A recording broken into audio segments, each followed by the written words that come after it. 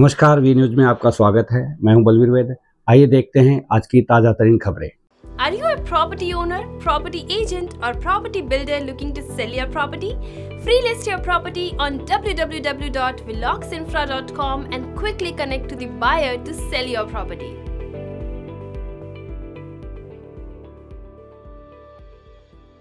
नमस्कार, सभी दर्शकों को मेरा प्यार भरा नमस्कार। मैं हूं बलवीर वैद।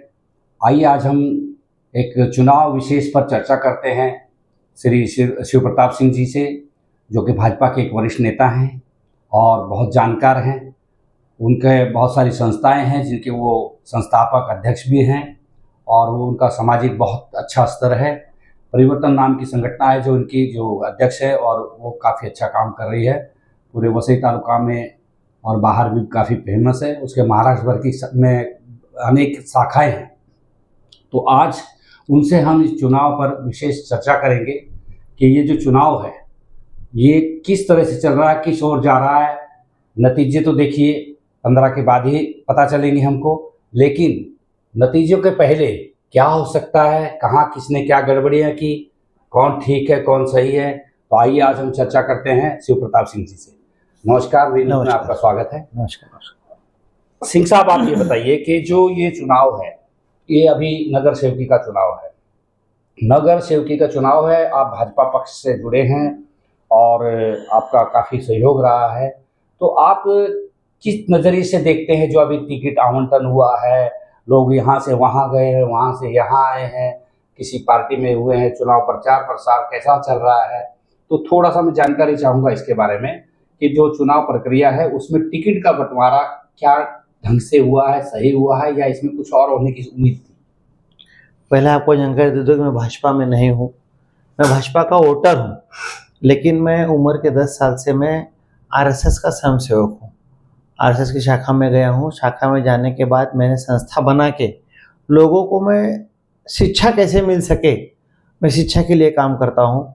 हमारे प्रफुल्ल गाला जी हैं, उन्होंने मेरी दोस्ती नवनीत जो बुक होती है उसकी कंपनी के मालिक से करा दी थी।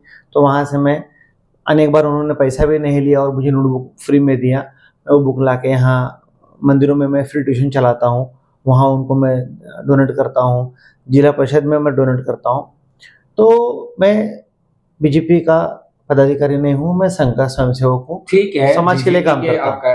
भले पदाधिकारी नहीं हैं आप, लेकिन बीजेपी की हर इस पे चर्चा होती है। बीजेपी के लोग आपसे आकर के मिलते हैं। संघ और बीजेपी आज की तारीख में अलग नहीं है जी। ठीक है, ये एक सामाजिक संगठन है। जो संघ है वो समाज के विषयों को देखता है और ये एक राजनीतिक संगठन है। लेकिन आज राजनीति से अछूता नहीं है संघ भी। संघ के ही लोग राजनीति में आए हैं और वो आज बड़े बड़े मंत्री पदों पर हैं और बड़े बड़े पदों पर हैं जी। तो इससे कुछ बड़ी बात नहीं है, लेकिन आप भाजपा समर्थक हैं, ये सही बात है जी। तो इसी कारण मैं आपसे जानना चाह रहा हूँ कि यहाँ पे जो चुनाव प्रक्रिया चल रही है उसमें जो टिकट का बंटवारा हुआ है तो वो क्या सही हुआ है या उसमें कुछ और होने की उम्मीद है? ऐसा हुआ कि जब यहाँ पे टिकट का बंटवारे का जब ये आचार संहिता लगी, हमारे यहाँ लास्ट चुनाव 2015 में हुआ था। 2009 में हमारी महानगर पालिका की स्थापना हुई है। 15 के बाद फिर कोविड आ गया, कोविड के बाद फिर टलता गया, चुनाव हुआ नहीं। लेकिन जब भी यहाँ पे आचार संहिता लगी, आचार संहिता लगने के बाद जो प्रक्रिया होती है चुनाव की कि कौन से वार्ड से कौन चुनाव लड़ेगा, कितने इच्छुक फॉर्म भरेंगे, क्या है, वो सब जब होने लगा, उसके बाद जो हमारे नालासोपारा के विधायक हैं राजा नाइक, उनको यहाँ का चुनाव प्रभारी बना दिया गया, इंचार्ज बना दिया गया कि भाई पुराने हैं, पार्टी को लगता है वो पुराने हैं इसलिए वो चुनाव अच्छा कर पाएंगे। लेकिन पार्टी को शायद पता नहीं है कि वो हमारे नालासोपारा के सिटीजन नहीं हैं, वो कहीं गाँव में रहते हैं, वेस्ट में, वहाँ रहते हैं वो। तो उनको यही नहीं पता है कि भारतीय जनता पार्टी में के लिए कौन काम करता है। तो उनको वो जानकारी नहीं होने की वजह से है ना, उनसे बहुत सारे उम्मीदवारों से बड़ा तू मैं भी हुआ। यहाँ तलक के हो गया कि मैं 4 साल विधायक हूँ, 1 साल मेरे बीत गए, तुम्हारा कुछ नहीं उखाड़ सकता है। अब कार्यकर्ता है भाई, जो काम किया है उसकी अपेक्षा है कि हमारा कार्यकर्ता का चुनाव है। ग्राम पंचायत, नगर पालिका, महानगर पालिका, ये कार्यकर्ता का चुनाव होता है। जो पार्टी में काम करते हैं उनको टिकट दिया जाता है, वो चुन के आते हैं। बाकी शीर्ष नेतृत्व उनको हर चीज़ से मदद करता है। तो जब ये प्रक्रिया चल रही थी तो मैं भी यहाँ का 30-35 साल से मैं भी संघ में हूँ, मैं जन्म से यहाँ रहता हूँ। तो मैं देखा कि ये कुछ गलत हो रहा है, कुछ गलत हो रहा है। तो मैंने भी कुछ वरिष्ठों को इन्फॉर्म किया कि सर ऐसा ऐसा है, मैं इच्छुक नहीं हूँ, मुझे चुनाव नहीं लड़ना है, मुझे कोई टिकट नहीं लड़ना है। तो हमारे कुछ वरिष्ठों ने हमको बताया कि राजन नाईक से बात करना, बोले तो ठीक नहीं है। उन्होंने फोन भी नहीं किया, उनको सांसद जी को फोन किया कि आप जरा ध्यान दीजिए, लेकिन राजन नाईक को उन्होंने फोन, मेरे रिक्वेस्ट करने के बाद भी उन्होंने जो है फोन नहीं किया कि भाई ये जो यहाँ कर रहे हो गलत कर रहे हो। तो ऐसा देखा मैंने। फिर मैंने एक चीज पाया इस वसई विरार महानगर पालिका क्षेत्र में, स्पेशली मैं नालासोपारा में मैं काम करता हूँ, मुझे वहाँ की ज़्यादा जानकारी है। बाकी जगह मेरे लोग हैं लेकिन उतना डीपली मुझे जानकारी नहीं। मैंने ये देखा कि जेपी सिंह 9 नंबर में रहते हैं, सारा काम उनका 9 नंबर में है, हर आदमी के दुख सुख में 9 नंबर में वो जाते आते हैं। उनको दिया गया है 16 नंबर का वार्ड, जहाँ की मतलब हवे में बस भगवान राम की कृपा हो जाएगी तो हमारे जेपी सर जो है बेचारे नगर सेवक बन जाएंगे, नहीं तो इम्पॉसिबल है, क्योंकि वो वोटर को जानते ही नहीं और कभी किसी के दुख सुख में गए नहीं। ऐसे कितने कैंडिडेट है ऐसे? हाँ, ये 16 नंबर में जेपी सिंह जी है। अभी वो बेचारा सुनील तिवारी, उसका भी ऐसे हो गया। सुनील तिवारी बेचारा काम किया 10 साल जो है, उसको लाके 16 नंबर में पटक दिए। वो काम किया है 9 नंबर में और 10 नंबर में। और दूसरी बात जो है, उसको टिकट ना देके उसकी पत्नी को टिकट दे दिया गया, जो बेचारी कभी घर से भी नहीं निकली है। तो भी एक दुख की बात है कि सुनील तिवारी नगर सेवक होने चाहिए थे, लेकिन दुर्भाग्यवश मुझे कहीं दिखाई नहीं दे रहा है कि वो भी कहीं रेस में भी नहीं है। उसके बाद जो है कल्पना सिंह के साथ में भी ऐसा ही हुआ। कल्पना सिंह बेचारे 34-35 साल से भाजपा में काम कर रहे थे, उनको टिकट ना देके उनकी पत्नी को टिकट दिया गया। तो ये जो पत्नी वाला सिस्टम है ना, इसका विरोध नहीं कर रहा हूं, लेकिन आप पति काम कर रहा है, पत्नी को टिकट दे रहे हो, तो वहां की महिला कार्यकर्ता बेचारी कहाँ जाएगी? उसके साथ तो अन्याय हुआ ना। और वो भी उसी वार्ड से ना दे करके दूसरे वार्ड से दूसरे वार्ड से। तो ये वहां की स्थानिक महिला को आप टिकट नहीं दे रहे हो, आप बाहर से महिला लाके उसके सर पे रख दे रहे हो, तो चुनाव में काम करेगी क्या? रिजल्ट आपके सामने। देवराज सर बेचारे इतना मेहनत करते हैं, वो उनको टिकट ना देके 17 नंबर में उनकी पत्नी को टिकट दे दिया गया, और वो दोनों ओपन वार्ड था। वो देवराज सर भी वहां लड़ सकते थे, लेकिन नालासोपारा वैसे पता नहीं कहां से एक मनोज वजह करके है, राजन नाईक के साथ में घूमता है, उसको लेकर नालासोपारा ईस्ट में आपने दे दिया है। वहां का स्थानिक जो है वो विवेक तिवारी बेचारा वो निर्दलीय लड़ रहा है, हालांकि असली हकदार विवेक तिवारी था। लेकिन मैं कहता हूँ चलो दोनों वार्ड था, आपको कुछ एडजस्टमेंट करना चाहिए था, बैठा के बात करना चाहिए था, लेकिन इन्होंने एक भी उम्मीदवार जितने इच्छुक थे एक से अच्छे से बात भी नहीं किया, सबसे उल्टा जवाब दिया ताकि आदमी जाके निर्दलीय फॉर्म भरे और वो चुनाव का सत्यानाश कर दे। ऐसा उन्होंने हर जगह मतलब ये जानबूझ करके भाजपा को हराने की कोशिश, ऐसा आप अभी ये आंकड़ा तो मुझे यही दिखाई दे रहा है। अभी यहाँ किरण भोईर निर्दलीय चुनाव लड़के वो नगर सेवक बनता था, भारतीय जनता पार्टी से भी चुन के आया, उसको भी टिकट नहीं दिया। तो भी ये सब एक गणित आपने क्या नगर सेवक रहते हुए भी उसको टिकट नहीं दिया गया। नहीं दिया गया। मैं कहता हूँ अगर आपको किसी कारणवश नहीं देना है, हाँ इसी तरह से मैं कहता हूँ किसी कारणवश नहीं देना है, उससे आप बात करो कि भाई देख एक बार आप 3 बार तो नगर सेवक रह चुका है, भले तो कम उम्र में हो नगर सेवक बन गया था, अभी ये भाई को टिकट दिया, इसको तू जिता के लेके आ, मैं तुझे जिला कमेटी में ले लेता हूँ, मैं तुझे तालुका कमेटी में लेता हूँ, मैं जो देवेंद्र जी को तुझे महामंडल दिला देता हूँ। ऐसा कुछ तो बात करना चाहिए था, लेकिन नहीं, आपको क्या करने का है कर लो, मैं तो 4 साल मैं विधायक हूँ, कोई मेरा कुछ नहीं बिगाड़ सकता। ये भाषा में विधायक जी लोगों से बात किए हैं, तो मुझे लगता नहीं कि 2 का आंकड़ा भी पार कर पाएगी हमारी वसई तालुका, वसई विरार महानगर पालिका बोल रहे हैं आप। वसई विरार महानगर पालिका शायद 2 का आंकड़ा पार कर पाए, शायद।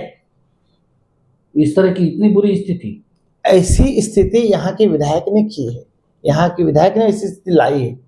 कार्यकर्ता नाराज, कौन चुन के लाएगा? ठीक है, हम मोदी जी को देख के वोट देते हैं लोकसभा में, हम देवेंद्र जी को देख के वोट देते हैं विधानसभा में, लेकिन यहाँ तो जो आपको एम्बुलेंस की सुविधा लाके दिया है, जो आपके सुख दुख में खड़ा है, कुछ भी हो गया है, जो आदमी खड़ा है उसको आप टिकट ना देके आप किसी बाहरी को टिकट लाके दे रहे हो, किसी की पत्नी को दे रहे हो, जिसका कि पार्टी में कोई योगदान नहीं है।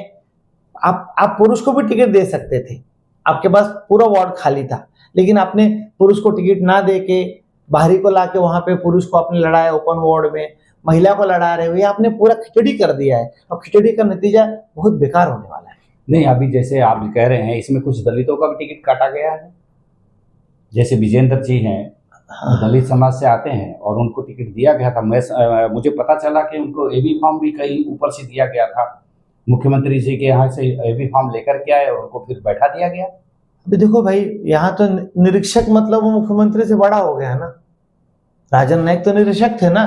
राजन नाईक जी ने तो जो है जितने लोगों ने फोन किया उनको कि आप गलत कर रहे हो, तो किसी न किसी को कोई न कोई बहाना करके उन्होंने उसको ऐसा दिखा दिया कि वो तो पाकिस्तान से आया है, मैं उसको टिकट कैसे दूं। उनको अगर किसी वरिष्ठ ने फोन किया कि आप फला आदमी को जरा देखो क्या है, पुराना कार्यकर्ता है, तो बोले अरे साहब उसका तो संबंध आतंकवादी दाऊद इब्राहिम से है ना, मैं कैसे टिकट दे सकता हूँ। तो जब वरिष्ठ जब ये सुनेगा कि फला आदमी का संबंध दाऊद इब्राहिम से, तो कैसे टिकट के लिए सिफारिश करेगा। सबका तो ऐसा नहीं हो सकता, ठीक है, इक्का दुक्का होगा ऐसा, लेकिन सबका तो ऐसा नहीं हुआ ना। तो बाकी के लेकिन कार्यकर्ता इतने देखो, जो कुछ वरिष्ठ कार्यकर्ता पार्टी छोड़ के चले गए, जिसकी पहुंच ऊपर थी वो अपने लेवल पे जाके रोया गया, लेकिन सबको राजन नाईक ने साफ कर दिया। कुछ लोग बहुजन विकास आघाड़ी में भी चले गए। अब जिसके ऊपर संबंध नहीं थे, ऊपर वाले ने समझा दिया होगा कि भाई देखो जाने दो, चुनाव है, पार्टी चुनाव है, संभाल के लो। जो कुछ भी कुछ लोग अपेक्षा नहीं भर पाए, लेकिन जो जमीन पे काम किया था लोगों में, लोगों ने कहा नहीं भाई तू लड़, मैं तेरे साथ हूं। आज विवेक तिवारी निर्दलीय लड़ रहा है वार्ड नंबर 17 से। आप उसके बूथ पे चले जाओ, 40 साल से लेके 70 साल के बीच में 100 लोग हरदम उसके बूथ पे बैठे रहते हैं कि बेटा तू लड़, हम तेरे साथ है। ये वजह को तो हम घर भेज देंगे, पता नहीं कहाँ वेस्ट से आया है। तो ऐसी हालत है। तो ये सब जानबूझ करके क्यों किया जा रहा है, इसका क्या कारण है? अभी मुझे ऐसा लगता है, देखो भाजपा का वो वरिष्ठ नेता है, बढ़िया काम कर रहा है, भाजपा के लिए काम कर रहा है, भाजपा ने उसको चुना के ला के दिया है इसके बाद में, और भाजपा के लिए वो दिन रात लड़ रहा है, और आप ऐसा कह रहे हैं कि वो भाजपा को ही खत्म कर रहा है। मुझे ऐसा लगता है उनको डर लगता होगा कोई नगर सेवक बन जाएगा तो आगे चल के विधायकी मांगेगा, इसलिए सबको इधर खत्म कर दो, मैं अकेला चला। वो सिस्टम में कर रहा हूँ ये जो है, मुझे ऐसा लगता है। जो कि उनका जो मैं समीकरण देख रहा हूँ, क्योंकि मैंने 2019 का चुनाव भी देखा था, राजन नाईक ने प्रदीप शर्मा के लिए कितना काम किया ये दुनिया जानती है, और बेचारे प्रदीप शर्मा चले गए जो है अंधेरी। तो हो सकता है वो अभी से अपनी फील्डिंग बिठा रहे हो कि आज अगर किरण भोईर नगर सेवक बन जाएगा तो कल आमदारकी मांगेगा, या जो भी विजेंद्र नगर सेवक बन जाएगा तो आमदारकी मांगेगा, इसीलिए उन्होंने टिकट काट दिया होगा, इसीलिए उनको निर्दलीय लड़ने के लिए छोड़ दिया होगा। ऐसा कुछ गणित होगा उनका। भाई एक बार निर्दलीय लड़ गया तो आप पार्टी से बाहर हो गए 6 साल के लिए। अच्छा, कुछ दूसरी पार्टी से भी लोग आए हैं, उनमें उनको भी टिकट दिया गया है, उनको साथ तो न्याय किया है। हाँ, दूसरे पार्टी से आए तो उनके साथ तो पूरा न्याय हुआ है ना भाई। वहां भी 10 साल थे, यहाँ भी 10-15 साल रहेंगे, वो तो पूरा न्याय हुआ। उनके साथ कहाँ न्याय हुआ? उनके तो 10 उंगली की में है और सर कढ़ाई में। नहीं, अभी वो लोगों के सामने है। हाँ। अभी जो ये प्रचार प्रसार करते रहे भाई यहाँ 25 साल से 30 साल से इनकी सत्ता थी, बहुजन विकास आघाड़ी की सत्ता थी, और इन्होंने विकास नहीं किया, इन्होंने सिर्फ लूटने का काम किया। अब वहां के ही अगर मान लीजिए नगर सेवक आकर के यहाँ फिर से चुनाव लड़ रहे हैं, तो इसको क्या कहा जाए? देखिए, कोई पार्टी गलत नहीं होती है, पार्टी का जो आदमी होता है ना वो गलत होता है। तो वही तो उन्होंने वहां भी नीतियां गलत वहां भी होती लूट है की और अब यहाँ भी लूट करेगा। अभी विधायक जी ने अभी क्या है, कौन सा चश्मा लगा के उन्होंने सबको देखा है, इसकी जानकारी मुझे नहीं है। कौन सा चश्मा लगा के उन्होंने आदमी का चॉइस किया है? यहाँ भारतीय जनता पार्टी के लिए सारे प्रोसीजर है। आप इच्छुक फॉर्म भरो, आप इंटरव्यू दो, आपके वार्ड में कितने मंदिर हैं, कितने मस्जिद हैं, कितने स्कूल हैं, और बाकी लोग डायरेक्ट एबी फॉर्म लो और जाओ पर्चा भरो।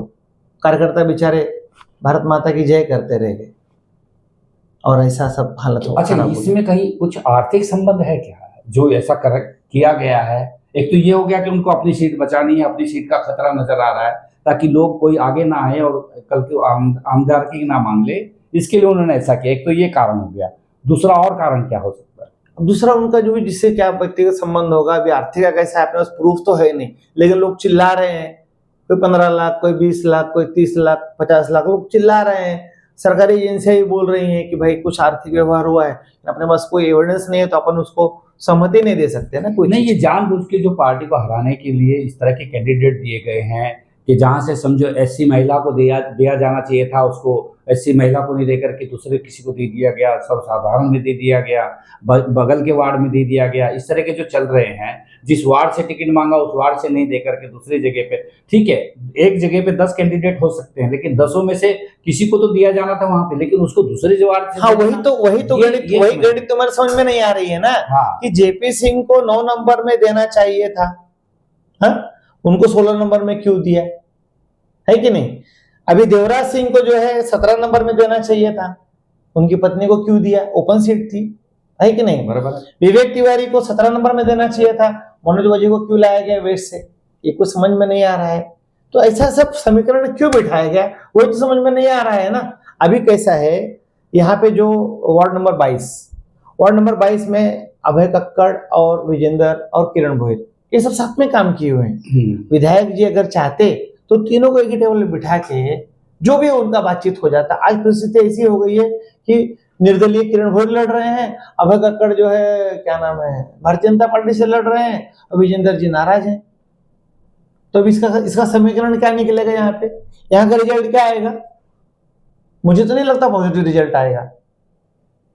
एक आम आदमी देखो, ये निर्दलीय जो अभी जो दूसरे या तो निर्दलीय लड़ रहे हैं या दूसरी पार्टियों में जाकर के भी लड़ रहे हैं, कुछ लोगों ने, जैसे अभिषेक धुरी है जो दूसरी पार्टी में जाकर के लड़ रहे हैं, खैर उसका जो भी रिजल्ट आए, लेकिन जो निर्दलीय लड़ रहे हैं वो तो सीधा सा समीकरण समझ में आ रहा है कि वो भाजपा के वोट काटेंगे। हाँ, भाजपा का काटेंगे वो, और भाजपा के वोट काटेंगे तो भाजपा का जो उम्मीदवार है जिसको एबी फॉर्म दिया गया है वो उसको असर पड़ेगा। वही तो कह रहा हूँ कि ये ऐसी चीजें जो इच्छुक लोग थे मीरा भाईंदर में, वहां नरेंद्र मेहता ने सबको बिठाया बातचीत करके जी।